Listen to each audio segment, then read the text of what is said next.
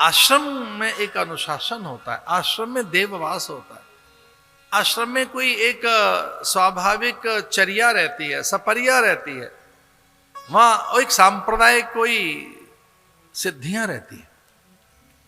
अब कल्पना नहीं करेंगे, राजा दशरथ ने 1 वर्ष तक भूमि शयन किया, सोने की सैया त्याग दी, गुरु के आश्रम में कुशा के आसन पर बैठकर जप तप और रात्रि में पल्लव शैया।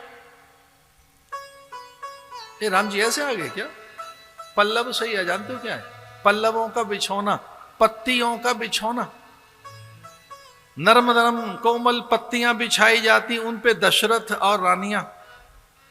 और जो आश्रम में आहार होता था वही आहार, फलाहार, कंदमूल, शाक फल,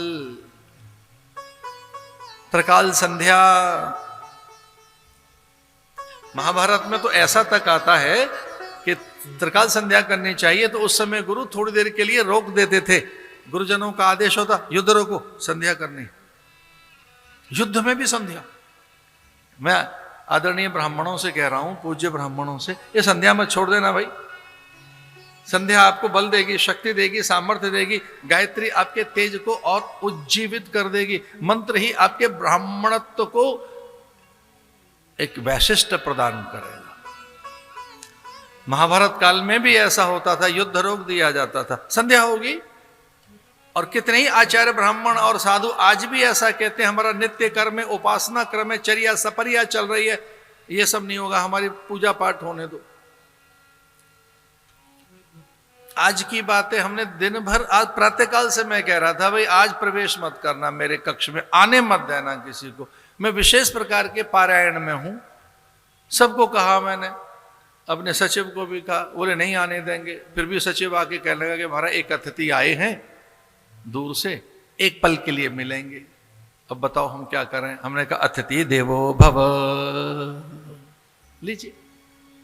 संध्या नहीं चल रही, क्रम नहीं चल रहा है, उपासना नहीं चल रही है, अरे पारायण ही तो चल रहा है, ले आओ भैया।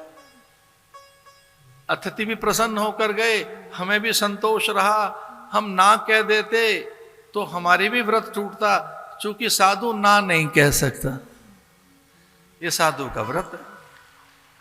अब व्रत निभाएं, पारायण करें, अपनी प्रतिज्ञा में रहें, स्वभाव में रहें, क्या करें। आज ही की तो घटना है, अतिथि प्रसन्न होकर चले गए। हमने कहा ना नहीं कहेंगे, पर हां इसका अर्थ है क्रम मत छोड़ना, पूजा मत छोड़ना, उपासना नहीं। ब्राह्मण को तो ये प्रतिदिन करना ही चाहिए, रुग्ण अवस्था में भी है। अगर आप रोग शैया पर हो तब भी 24 गायत्री से कम नहीं होनी चाहिए। औषधि आधारित जीवन में भी ये बताया है। मंत्र मत छोड़ देना अपना, आप भी चलते फिरते खाते पीते सोते गुरु मंत्र का, इष्ट मंत्र का, जो माता पिता ने मंत्र दिया वो, अथवा जो आपका साधना का मंत्र है, उसे त्याग मत देना, उसी से बल आता है।